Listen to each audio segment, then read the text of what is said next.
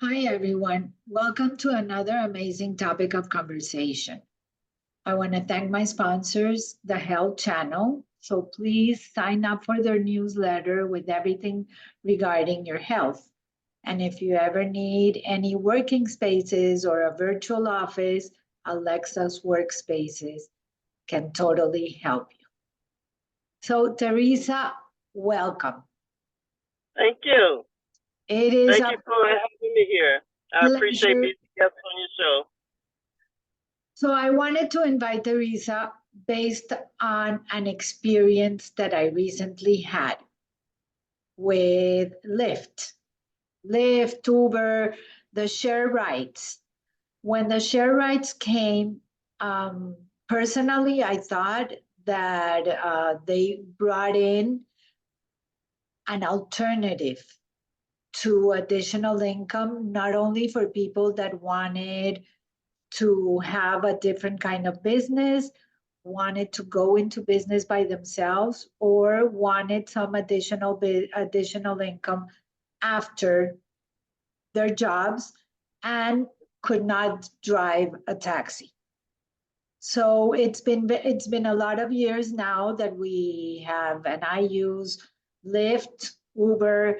There has been many controversial things, but overall, it has saved a lot of people from getting rights.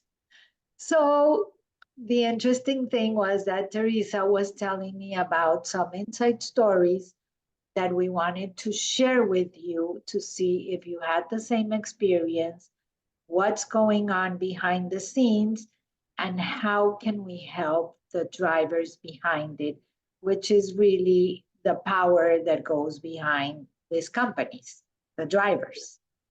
So, Thereza, how long have you been? I understand that you have a service company and you decided to incorporate Uber and Lyft. Yes, real estate investing company. And as an arm of that company, I also provide private transportation services directly with my clients, in addition to providing, professional transportation services under the Uber and Lyft platform. And that has been now for me just a little over 2 years, maybe 2 years and a few months or so. But within that let me do mention, within that 2 years, I have completed, I want to say about 3,400 rides with Lyft. And in addition to that, in the same 2 years, nearly 2,000 rides with Uber. So close to roughly about 5,500 rides in 2 years, inclusive of my private clients. So how has the company changed since you started and now? You've done more with Lyft than Uber. Yes, the main changes right now, that's a disadvantage for drivers in addition to passengers that we both need to be concerned about is, one, the cost of the earnings that the drivers are receiving would probably used to be as much as 70+% has dwindled. Yes, it's dwindled down now in current days to about 20, 25, maybe 30%. So you typically went from 70 to now to 25%. 20 to 30%, yes. And they have kind of turned the tables opposite, where the driver used to get the majority of what the customer paid. Now the company presents several reasons why they end up taking 60 to 75% of that fare. Well, they'll do it in unique ways. One chunk would be at least half of the fare or even more. And then they'll add on other little additional fees that's going to come out of the driver's smaller portion of the earnings. And one of these hidden fees I call fake fee is called by Uber commercial insurance fee. Okay. And that's within good reason, but it needs to be a reasonable amount, in my opinion, at a fixed rate.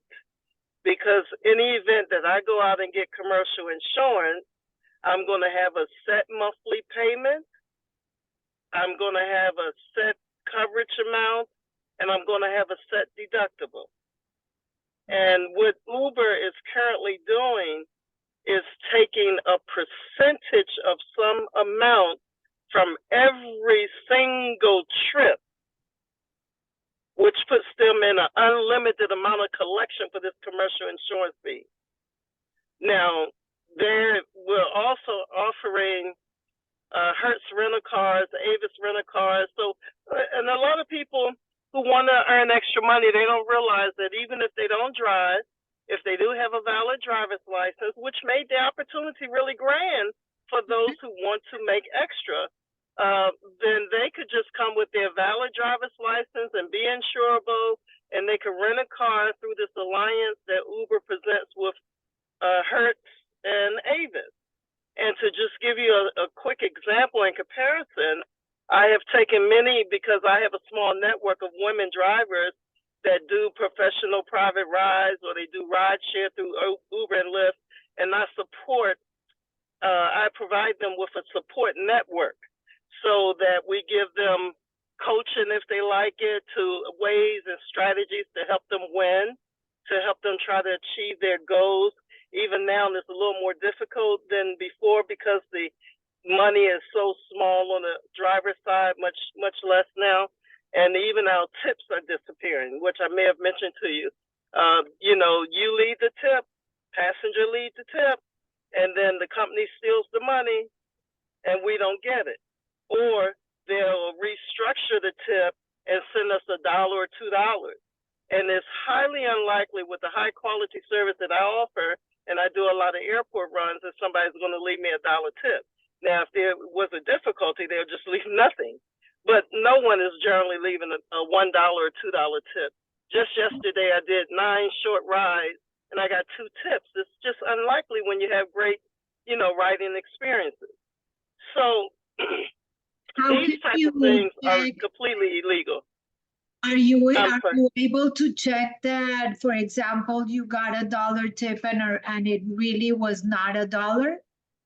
Yeah, well, right now, the current day activity, once we discovered that our tips have been not showing up, then if by chance I have a conversation with a passenger and they agree to even send me a screenshot of the tip that they leave, because they may not possibly do it before they exit the car if they're getting out to go into the airport and such, or they will do it right then before they get out the car while our phones are still being surveilled as close to each other as how they surveil the phones and the location, then they're prone probably not to steal the tip because they know that we're still close in proximity.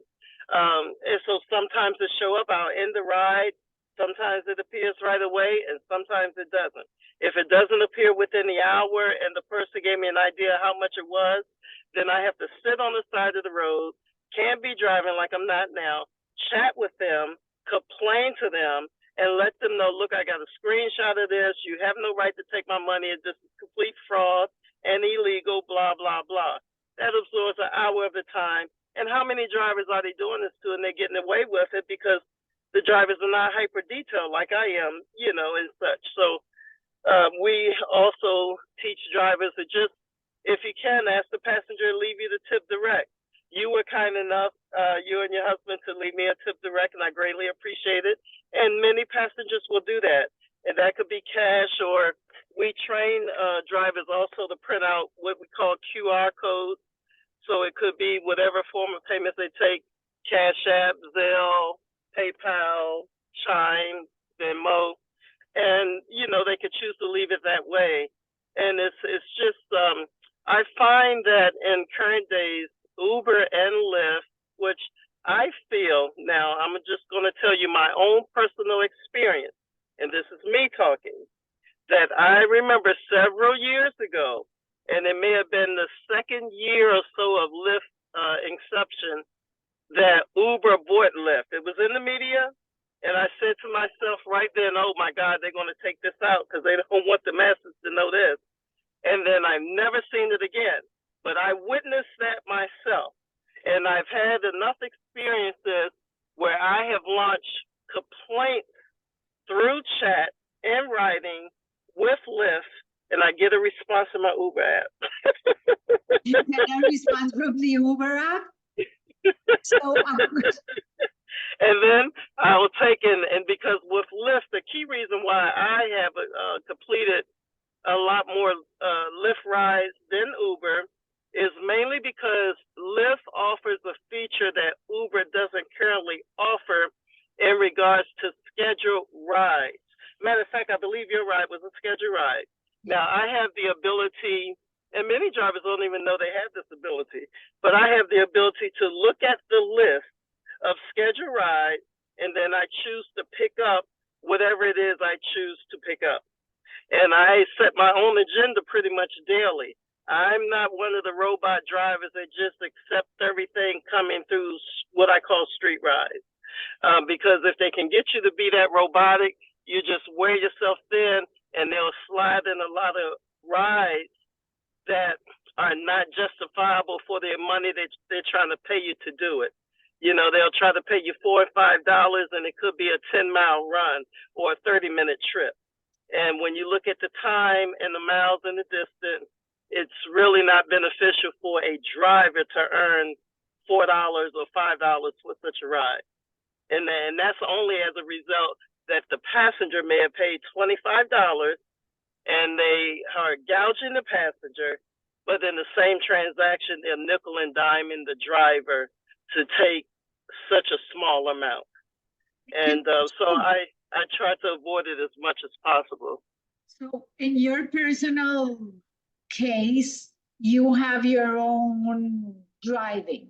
Like, for example, if you show them that you do have the insurance, can't they just not deduct the insurance part? Well, let me explain what has been happening in that regard, which is very unreasonable, and I'm glad you asked that question. A lot of drivers are not really familiar in how Uber takes this large amount of what they call commercial insurance fees, okay? Now, God just led me about 3 months ago to take a closer look at my earnings. The earnings are usually charted by the week. And what you have a right and opportunity to pull money out of your wallet on a daily basis 4 or 5 times a day. And so I've always thought that this opportunity is really great for women. That's why I started my support network, so that women can start doing this to earn extra, and they have the flexibility that they need, because as you know, we wear so many different hats in life, and we have a tendency to take care of everybody else ourselves. But I like to teach women to pamper themselves as well. However, with that network, you know, we teach them little tricks of the trade, or go to the airport and do runs where if someone is coming out the airport, that passenger has been vetted. Now, that's the main problem with Uber. They don't vet the passengers.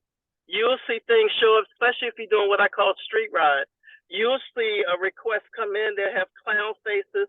They'll have the name as L or J or K, you know, or something crazy like, you know, a president's name, you know, or Elon Musk. I picked up one guy one day, his name was Elon Musk.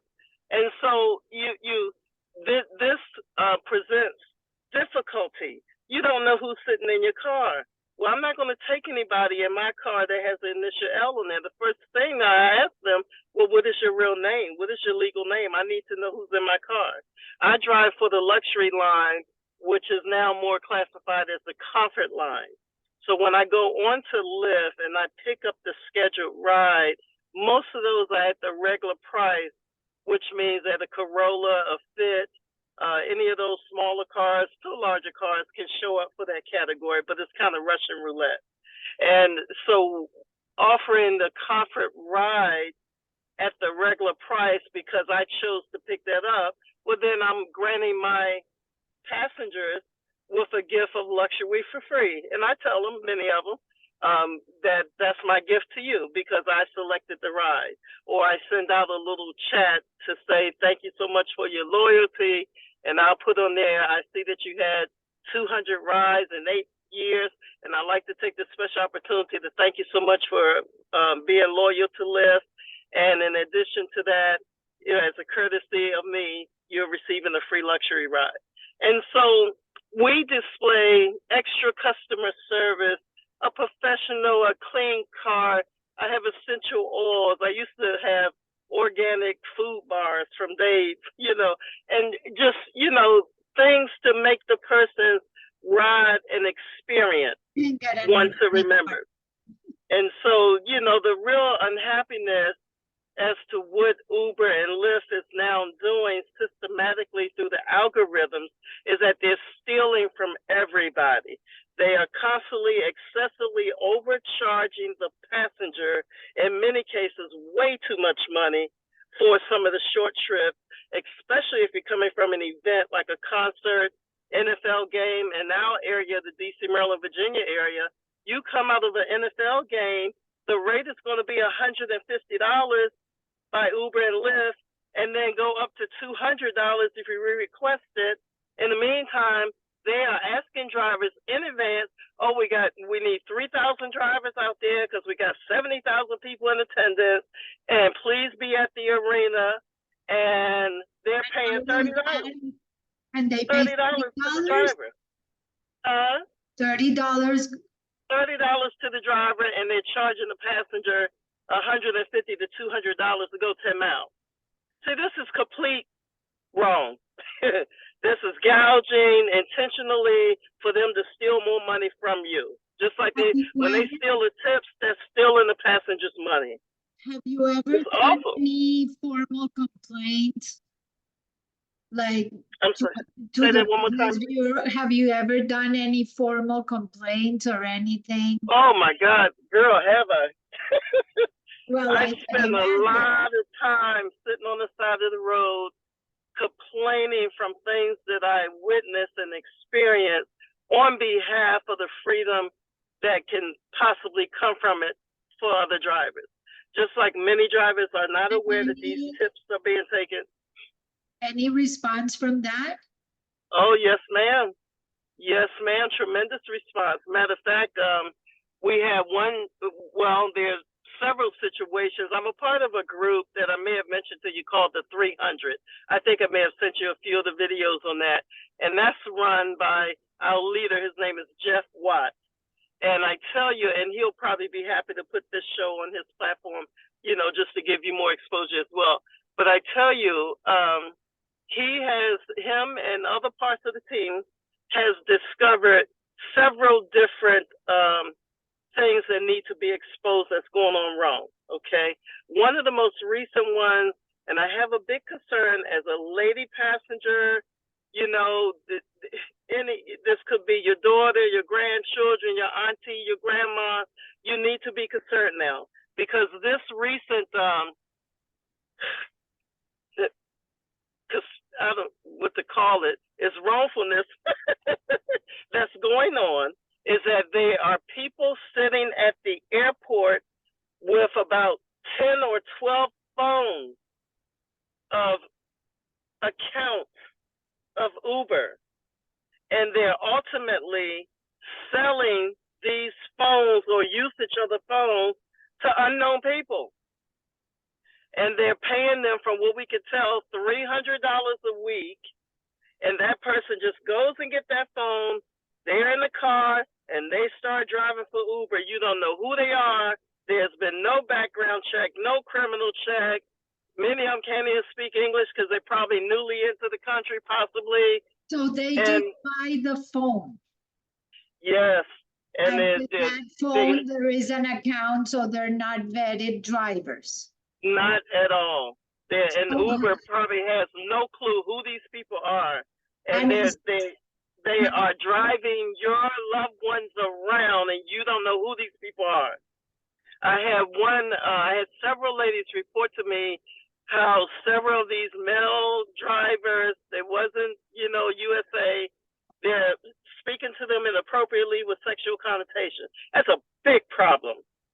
And you're crossing every boundary under the sun. And I've gotten story after story after story. One of the ladies in my network, lady passenger, told her the gentleman said something inappropriate to her, sexually connotation type thing.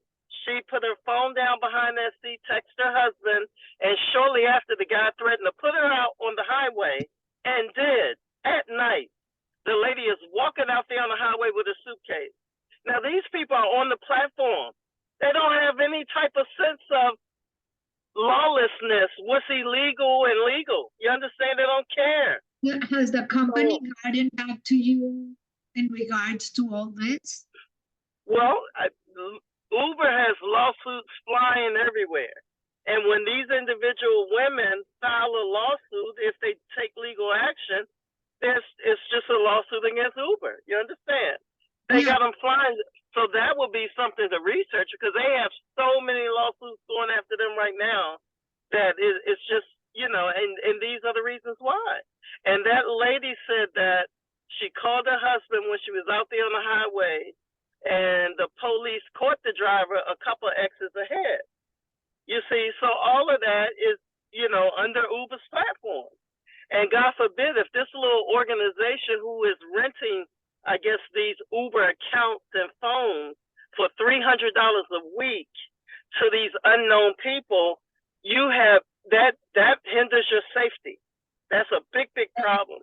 So Jeff and the 300 team, we're working hard. They're working very, going through difficult measures to try to get more information and exposing it. And these people are threatening, sending him threats and blah, blah, blah. But wrong is wrong. And people can't come in this country and just do all of these things and think that it's acceptable. You're hindering the other drivers who's sitting on that platform trying to earn an honest keep. And because they're blocking rides and blocking phones, and they declining a lot of rides with the 10 and 12 phones all at one time. They have signal blockers where if you're at the airport, they try to block the ride from coming to your phone. So these are some of the other things outside of Uber that's a real problem for passengers. Now, as far as Uber, there was a major concern that I did report to Uber early in November. I find there was so many black SUVs sitting around the Dulles Airport lot, National Airport lot as well.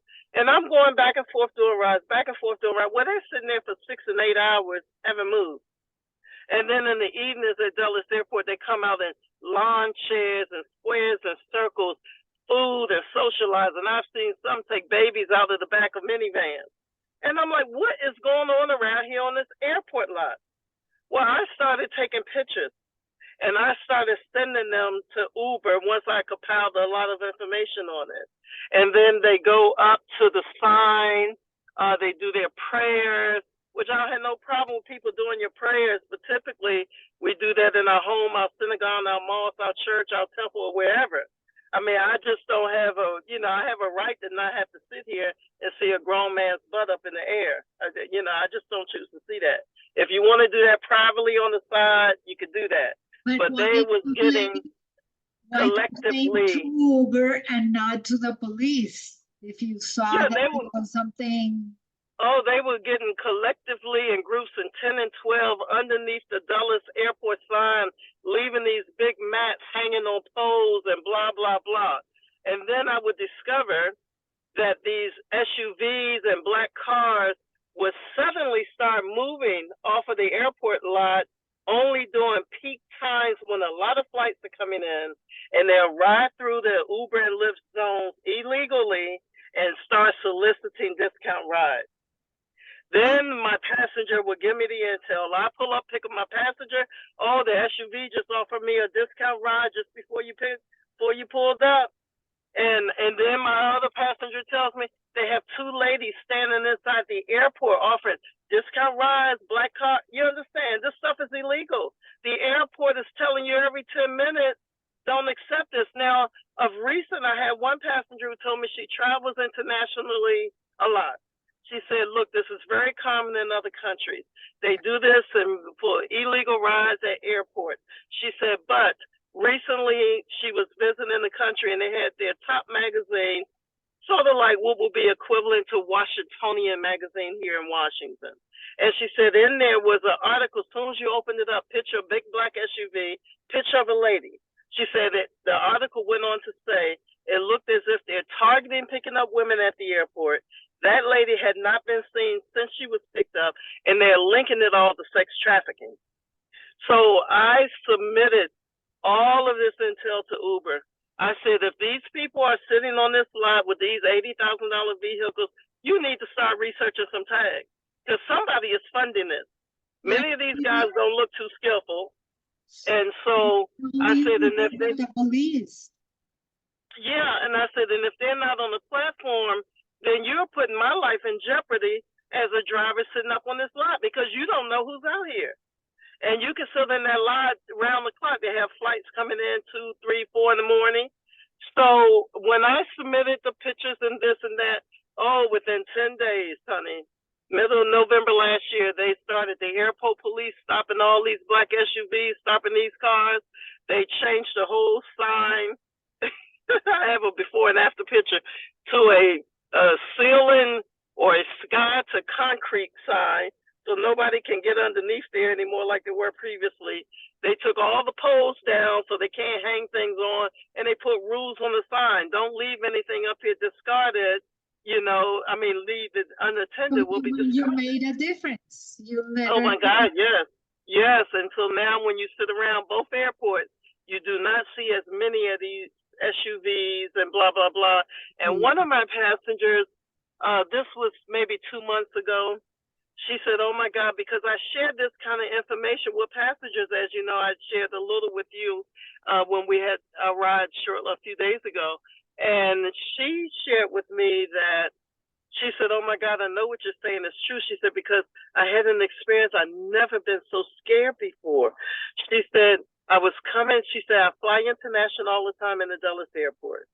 I was coming in the car, gentleman driving down Dulles Access Road. As you know, it's a long road, 15 miles, okay, once you get on there. And the gentleman just stayed on the phone the whole time, on the phone. He's speaking in his language. She don't understand anything. So she thought it to be strange and odd. Short conversation, okay, but long conversation. So she said that she wanted to ask herself, maybe he's speaking to his wife, the kids are coming from school or something. So she said she tried to listen intently to see if she could hear a woman's voice maybe on the other side of the phone. And so she said that all she could hear was clicking sounds, as if utensils hitting each other like it was a kitchen. Or she said maybe like pots and pans clicking against each other. So that was all she could decipher. But the guy just kept on talking, or on the phone, listening, whatever. Then she said he stopped the conversation, digressed, looked back at her and says, oh, honey, what country did you say you was from? She said then her heart just kind of skipped a beat. She, why is he asking me personal questions? And then he went back to the conversation. She was Asian descent. He went back to the conversation. Talk. And then about 10 minutes later, he looked back at her and said, oh, what you between 25 and 30 years old? See, this kind of stuff is devastating. For him to ask her personal questions, suppose he's speaking to some money guy and say, oh yeah, bring her right over here. I'll give you $5,000 or what. You understand? Yeah. We have to be more aware, and we have to stop these kind of things from happening. If we don't sit out here and protect our country, we're first line of defense. When we're out here driving, we're dealing with customers or other drivers or other situations. So we have to report things that don't feel right. And we as intuitive women, when it don't feel right, something is wrong. So you are a few that have the courage to speak up. And that is I fear nobody. That is the reason that I wanted you here. And Theresa, we're over time.